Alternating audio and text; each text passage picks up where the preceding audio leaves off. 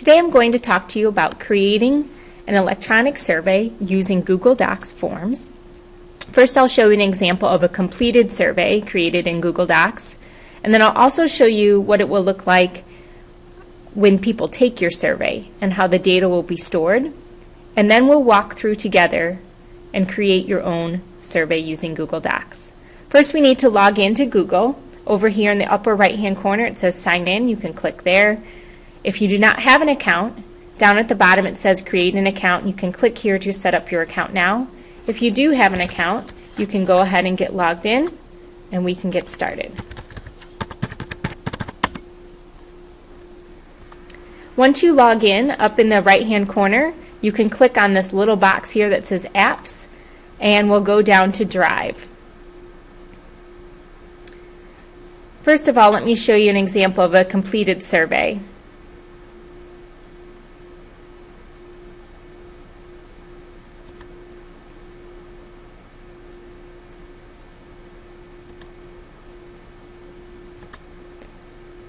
This is one that I went ahead and set up as an example that we can use for class. You can see that I chose a background. These come with Google Docs. You can choose some of the pre-made ones that they have set up. And then you can see that I just have a very basic form here that you can put your name. We have checkbox fields, we have multiple choice fields, and where they can go ahead and submit it. After somebody takes your survey, this is what happens behind the scenes. Your data is stored in an Excel spreadsheet, which makes it really easy for us to use later in our project. I purposely set this survey up in a way that we can talk about. It's a good example and a bad example. So we're going to come back to this screen a little bit later. Back to the home screen. Over here on the left-hand side where it says Create, if you click on the drop-down, you can come down to Form. And this is where you get to choose what type of background you would like to use for your survey. We're going to go ahead and give your form a title. Let's go ahead and create this one together. We'll call it Recycling Survey. And you can choose any background that you would like.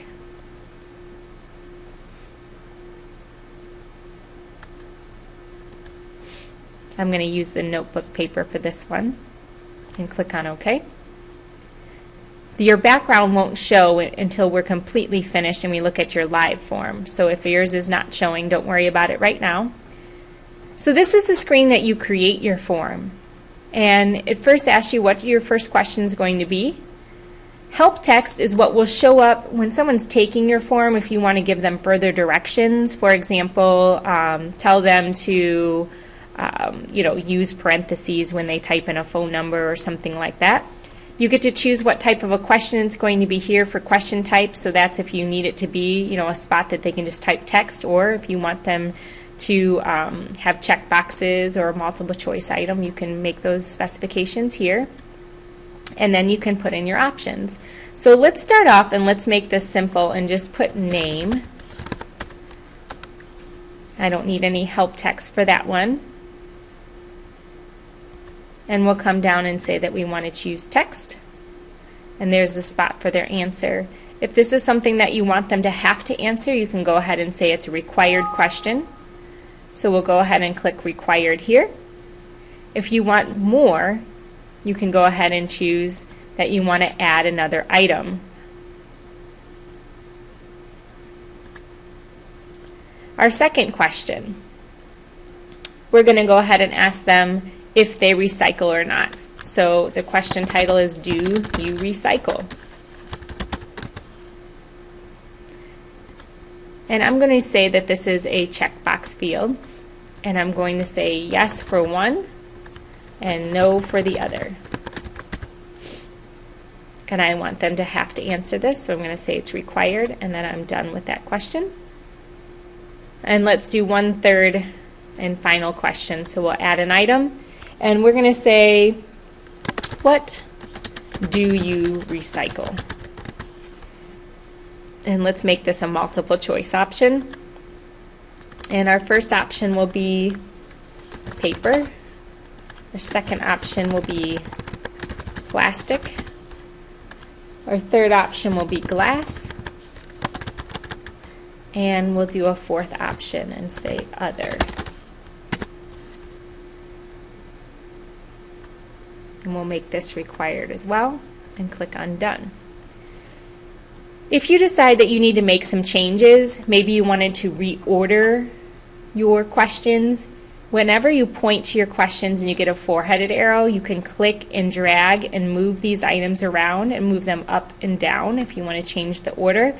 If you decide that you wanted to make a change, for example, in our name field, it's always best, especially for name, to make that very specific. If you just put name, a lot of people are going to type in just their first name and not give you their last name. For this project, it's important that they have their first and last name. If they do put in their first and last name, this is what it's going to look like when you get that data collected. And it's going to put their first and last name like this. Later on in the project, you are going to be required to sort your data and organize it in order by last name. If you do not break that field up so that first name is by itself and last name is in another field, then we will not be able to sort by last name, but only first name, unless you go manually in and change it all on your own. So to save time, I'm going to go back and I'm going to edit what I did on my survey. And I want to change this, and I'm going to use the pencil here to edit it. And I'm going to make this first name. And I'm going to go ahead and say done. And I'm going to go down to the bottom and I'm going to add another item, and I'm going to call it last name this time. Leave it as text, say that it's required, and choose done. And then I'm going to use that little trick to reorganize. I'm going to use my four-headed arrow to drag it up towards the top and drop it in place below my first name. Now when someone takes my survey, their first name will be in one column in my Excel spreadsheet and their last name will be in another. Then I can easily sort my data by their last name. Another thing that I want to show in the data here is that look at my year in school. When I asked them that question back on my original survey, it was a text field. So they could write in if they wanted to say they were a senior, or they could type in 12, or they could type in 11th. It's very inconsistent. Whenever you have an opportunity to create your survey, you should always narrow it down for them when possible. Give them as many options as you can and don't let them choose. So instead of letting them type in their answer as a text field for this, I would have chosen to give them a multiple choice field, and then my data would have been entered consistently. Let's go back to our form. And let's go ahead and add that field. Let's enter in year in school. We're going to add an item and say year in school. And let's make it a multiple choice field here. And we will enter in freshman, sophomore, junior, and senior. We'll say that it's required. We'll say we're done. And let's reorganize this so that it goes right below our last name. One last thing. In your project, I required you to not only have some of these required fields at the top. I had said that you needed a yes/no field, a multiple choice field, and then one field that needed to be calculated or was able to be calculated by using sum, average, min, and max. So let's add a field here at the bottom. I'm going to choose add an item. And the one that I'm going to use for my recycling survey is how many reusable bags do you have? Again, I'd like to force them here and not give them the option to write. I'm going to choose multiple choice.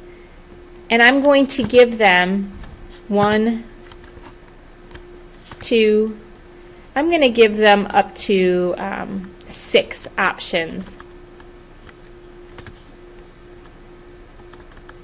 It's better to give them something to click on than to leave it open-ended for this project. And then I will also add another field and just say other here if maybe they have more than that. We can also say I do not have reusable bags, or we could just say none. Say it's required and done. Okay. Last step is to share this form with yourself. There's a couple ways that you can do that. Down here at the bottom you'll see that it says send form. Also way up here at the top in the right it says send form. This is how you get the link for people to take your form. So you'll go ahead and click on send form, and you can send it to yourself at your Gmail account using the account that you just created or that you already have. You could send it to me. You can send it to any email. Here is my school email, and you can go ahead and send that. If you want to see what your form looks like on live or what people will see when they are taking it, you can click on View Live Form right here, and then you can see your finished product.